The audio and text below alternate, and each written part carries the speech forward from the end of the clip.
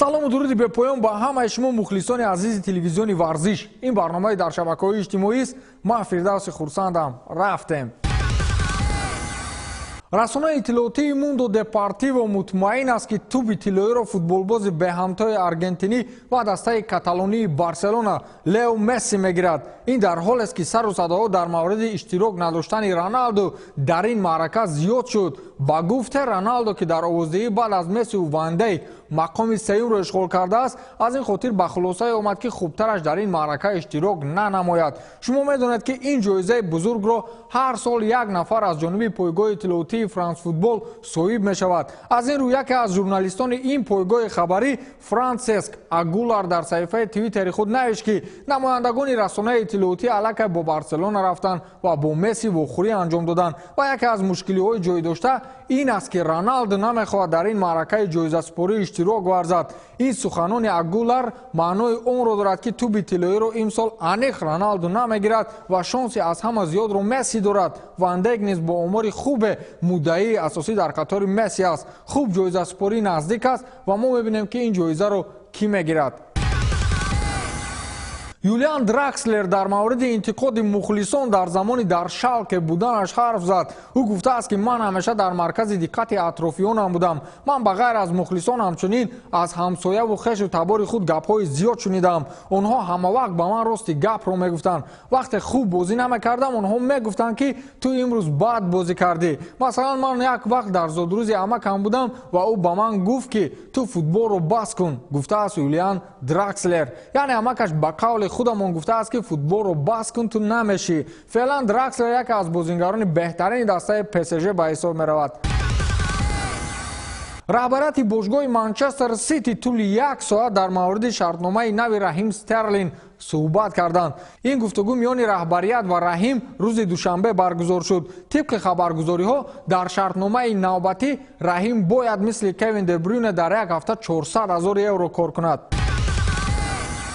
бозиҳои даври панҷуми марҳилаи гурӯҳии Лигаи Чемпионҳо идома доранд. дар гурӯҳи H феълан 3 тим якбора 7 имтиёзӣ доранду барои баромадан ба даври плей-оффи мусобиқа мубориза хоҳанд бурд ки инҳо дастаҳои футболи Аякс, Валенсия ва Челси маҳсуб мешавад. барои Валенсия ва Челси бошад ҳамакнун дидори мазкур барои баромадан аз гурӯҳ нақши муҳим хоҳад бозид. Челси дар Стенфорд Бриҷ Валенсияро бо ҳисоби 1-0 шикаст дода буд. қабл аз бозӣ бо Валенсия Челси дар Премер-лигаи Англия дидори мушкил дошт ва аз Манчестер Сити бо ҳисоби 2-1 шикаст хӯрд. Валенсия низ дар даври гузаштаи Ла Лига аз Бетис дар сафар ноком гардида буд. аз гурӯҳи H дида вазъият дар гурӯҳи F пурпечутоптар аст. дастаҳои пешсаф дар даври панҷум бо ҳам во мехӯранд. Барселона дар майдони хеш Боруссия Дортмундро истиқбол мегирад. каталониҳо дар сурати пирӯзӣ бар дортмундиҳо рохат ба даври плей-оффро соҳиб мешаванд. аммо агар ба шикаст мувоҷеҳ гарданд, аз эҳтимол дур нест ки он вақт тарки Лигаи Чемпионҳо кунад, зеро дар пеш бозӣ бо Интер месад ва каталониҳоро хатари фаромадан ба Лигаи Аврупо таҳдид хоҳад кард. ин ду тим дар моҳи сентябр рақобат намуда буданд ки Боруссия имконияти пирӯзиро дар он вақт аз даст дода буду бо шогирдони Валверде рақобатро бидуни гол ҷамъбаст кард. Барселона дар 4 дидори қаблӣ ба задани 4 гол даст ёфтаасту тамом.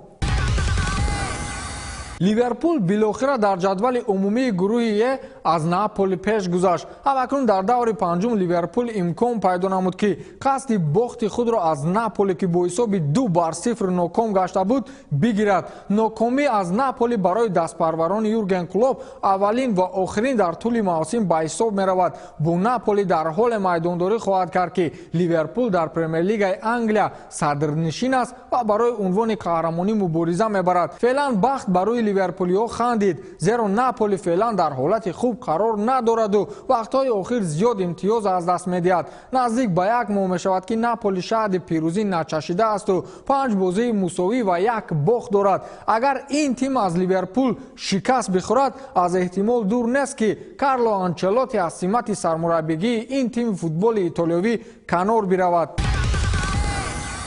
ҳамлавари Бавария Роберт Левандовски дар ин мавсим рекордҳоро яке паи дигар мешиканад. Бавария дар даври панҷуми Лигаи Чемпионҳо бо тими Цервена Звезда рақобат намуд. Ин ҳамлагари клуби Бавария дар бозии мазкур рекорди нав гузошт. Ӯ 4 голи худро дар 14 дақиқаву 31 сония задааст ки чунин голҳои серкорро дар Лигаи Чемпионҳо то ба ҳол касе назада будааст. Баъд ин васила Левандовски тезтарин покерро дар таърихи мусобиқа дар номи худ навишта кард. Баъд аз задани 4 гол ҳамлавари 31-солаи полшагӣ шумораи зарбаҳои нишонрасашро дар Лигаи Чемпионҳо ба 46 расонид ва аз Томас Мюллер ки ӯ муаллифи 43 гол мебошад пеш гузашт. Левандовски панҷумин футболбозе гардид ки дар Лигаи Чемпионҳо 46 гол задааст. Дар ин мусобиқа аз ҳама бештар Криштиану Роналдо гол задааст ки 127 мебошад. Дар зинаи дуюм Месси бо 113 голи худ меистад. Раул 71 гол ва Карим Бензема 63 гол доранд. ду ҳамлагари асосии Арсенал Александр Ляказет ва Пьер-Эмерик Абамеянг пешниҳоди бошгоҳи лондониро барои бастани шартномаи нав хоҳ қабул накарданд. ҳамакнун овозаҳо дар мавриди рафтани ин ду бозингари асосӣ паҳн шудааст.